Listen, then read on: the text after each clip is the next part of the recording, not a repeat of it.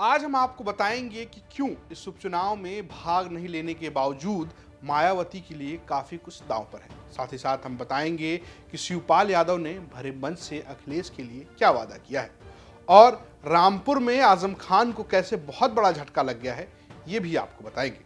नमस्कार, मैं हूं रजत सिंह और आप देख रहे हैं आज का यूपी। सबसे पहले बात करते हैं मायावती। दरअसल मायावती ने इस उपचुनाव में नहीं भाग लेने का फैसला किया है। ना तो वह खतौली, ना मैनपुरी और ना ही रामपुर के उपचुनाव में अपना प्रत्याशी उतार रही हैं। लेकिन इन सबके बीच भी मायावती को लेकर चर्चा बहुत है कि आखिर दलित वोटर किसके साथ जाएगा। अभी तक समाजवादी पार्टी जब आजमगढ़ में चुनाव हारी तो आरोप लगाया कि मायावती के प्रत्याशी की वजह से धर्मेंद्र यादव चुनाव हार गए। वहीं रामपुर में नहीं उतारा तो ये कहा कि उन्होंने नहीं उतारकर बीजेपी का सहयोग किया, दलित वोटर्स बीजेपी के साथ चले गए और बीजेपी जीत गई। लेकिन इस बार मायावती के लिए भी चुनौती है। दरअसल ये चुनौती है खतौली विधानसभा में। खतौली पश्चिम की सीट है जो मायावती की अपने आप में गढ़ रही है, यानी कि पश्चिम से ही मायावती आती रही हैं और वहां उनका अच्छा प्रभाव रहा है, खासकर जाटा वोटों पर। लेकिन पश्चिम में मायावती को लगातार चुनौती भी मिल रही है, क्योंकि पश्चिम से ही एक और नेता है, भीम आर्मी चीफ चंद्रशेखर आजाद। उनकी पार्टी है आजाद समाज पार्टी। अब चंद्रशेखर आजाद ने खतौली विधानसभा के उपचुनाव में अपना समर्थन आरएलडी के प्रत्याशी को दिया है, यानी वो जयंत के साथ खड़े हैं। मदन भैया को अब दलित वोट्स की मदद मिल सकती है, ऐसा कहा जा रहा है, क्योंकि जब मायावती नहीं है तब चंद्रशेखर की जो मांग है या जो अपील है वो बहुत आगे आ सकती है, ऐसा कहा जा रहा है। और इससे पहले भी लगातार जयंत और चंद्रशेखर एक साथ दिखे हैं। जयंत दलितों के बीच में काम करने के लिए अपने विधायक निधि, यानी कि अपने विधायकों को कह चुके हैं कि अपने विधायक निधि का एक बड़ा हिस्सा खर्च करें। अब ऐसे में अगर इस गठबंधन को दलित वोट मिलता है और अगर बीजेपी को यहाँ पर दलित वोट नहीं मिलता है तो ये मायावती के लिए मुश्किल के संकेत हो सकते हैं, क्योंकि अभी तक ये ट्रेंड देखने को मिला है, या तो दलित वोट बीजेपी के साथ गया है या मायावती के साथ गया है। बीजेपी के साथ जाने का कारण ये बताया जाता है कि बीजेपी की जो योजनाएं हैं वो दलितों को प्रभावित करती हैं।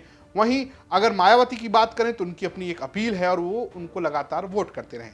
लेकिन अगर जयंत और चंद्रशेखर का ये गठबंधन मायावती की वोट बैंक पर चोट पहुंचाता है तो मायावती के लिए एक और चुनौती खड़ी हो जाएगी। मतलब ये कि मायावती के पास अब ना सिर्फ बीजेपी बतौर एक कंटेंडर होगी दलित वोट में, बल्कि जयंत और चंद्रशेखर का ये गठबंधन भी उनके लिए मुश्किलें खड़ा कर सकता है। अब देखना यह है कि मायावती इस चुनाव के बाद इसे कैसे देखती हैं और पश्चिम के लिए क्या नया प्लान बनाती हैं। हालांकि पश्चिम में वो मुस्लिम दलित समीकरण बना रही हैं, लेकिन अगर इसमें टूट होती है तो मायावती को अगले आने वाले चुनाव में काफ़ी नुकसान हो सकता है। खासकर अभी निकाय चुनाव आने वाले हैं, उसमें भी मायावती की साख दांव पर लग सकती है। अब आते हैं आज की दूसरी और बहुत बड़ी खबर पर। दरअसल शिवपाल यादव और अखिलेश यादव के बीच लगातार एक किस्म का टसल देखने को मिलता रहा है। वो सीन भी आपको याद होगा जब मंच पर शिवपाल यादव को अखिलेश यादव धकियाते नजर आए तो कोई माइक छीनता हुआ नजर आया। लेकिन सबसे बड़ा सवाल तब खड़ा हुआ कि क्या मैनपुरी में शिवपाल यादव अखिलेश यादव को समर्थन देंगे। दरअसल मुलायम सिंह यादव के निधन के बाद इस बात की चर्चा थी कि शिवपाल यादव अखिलेश यादव के साथ जा सकते हैं, शिवपाल यादव को अखिलेश यादव को दर्जा दे सकते हैं। लेकिन बड़ी चर्चा रही, बड़े विरोध हुए, शिवपाल यादव ने रुख बदला, लेकिन आखिरकार शिवपाल यादव ने वो बात कही जो अखिलेश यादव को बहुत अच्छी लग सकती है और अखिलेश यादव के समर्थकों को अच्छी लग सकती है। दरअसल शिवपाल यादव ने भरे मन से ये कहा कि मैं जिस तरीके से नेताजी का विश्वास नहीं टूटने दिया, वैसे ही वादा करता हूं कि अखिलेश का विश्वास नहीं टूटेगा। सुनिए क्या कह रहे हैं शिवपाल यादव। तो इसलिए मैं अखिलेश से भी कहना चाहता हूं, मेरा समर्पण और मेरी क्षमता,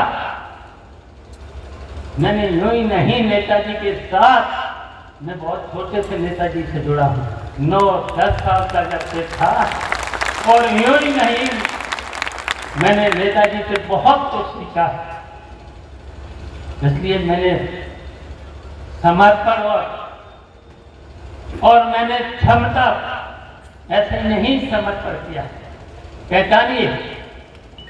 और मैं आज यहाँ पर आपको भी आश्वस्त करना चाहता हूँ, मैंने नेताजी को कभी निराश नहीं किया। तो आज हमें जनता के सामने मैं कहना चाहता हूं, आपको भी हम कभी निराश नहीं करें।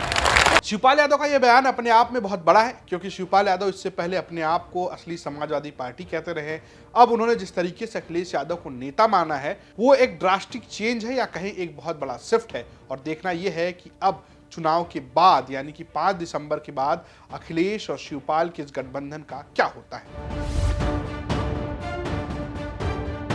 अब आते हैं दिन की तीसरी खबर पर। दरअसल आजम खान रामपुर के उपचुनाव में अपना सब कुछ दांव पर लड़ाकर लड़ रहे हैं, क्योंकि उनकी सीट गई है, उनकी विधायकी गई है। उन्होंने एक बार फिर से आसिम राजा, जो लोकसभा का उपचुनाव हार चुके हैं, उनको मैदान में उतार दिया है।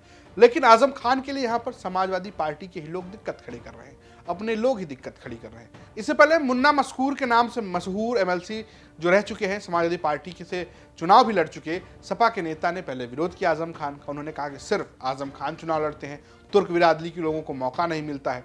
और अब आजम खान के अपने करीबी मीडिया प्रभारी रामपुर के फजाहत अली उर्फ सानू, वो भी उनका साथ छोड़कर बीजेपी में चले गए हैं। कौन है फजाहत अली सानू, ये बहुत बड़ी जानने वाली बात है। दरअसल जब आजम खान जेल में बंद थे और अखिलेश यादव के सामने तमाम सवाल खड़े करने वाले, अखिलेश यादव को भरे मन से घेरने वाले की अगर बात की जाए तो वो नाम था फजाहत अली सानू का।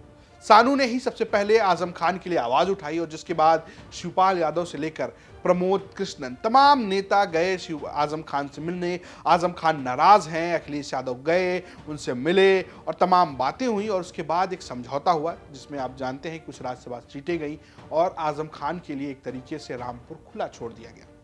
अब उनके उसी करीबी ने पाला पलट लिया, और सिर्फ पाला नहीं पलटा है बल्कि बीजेपी का दामन थाम लिया है। और अब आजम खान के लिए और भी मुश्किलें खड़ी हो गई हैं। हालांकि रामपुर जो आजम खान का गढ़ रहा है, अब उसमें सेंधमारी पहले भी हो चुकी है। अब क्या बीजेपी के आकाश सक्सेना हनी उन्हें हरा पाएंगे, ये बहुत बड़ा सवाल है। तो ये था आज का यूपी। कल फिर आपसे मुलाकात होगी। दीजिए इजाजत, नमस्कार।